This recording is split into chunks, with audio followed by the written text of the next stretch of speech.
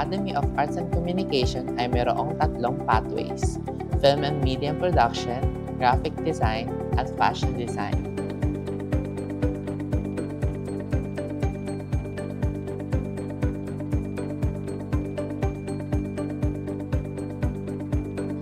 Sa Film and Media na pathway, maghahanda ka para sa mga career sa video production.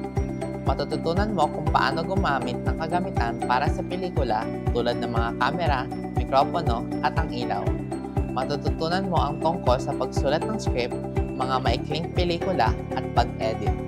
Kung gusto mong gumawa ng mga video, ang Film and Media pathway ay mabuti para sa iyo.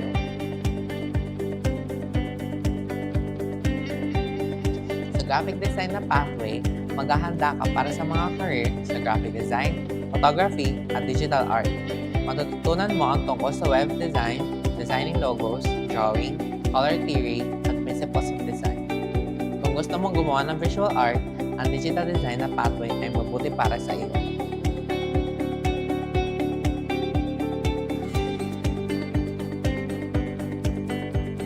Sa Fashion and Design na pathway, maghahanda ka para sa mga career sa fashion at crafting.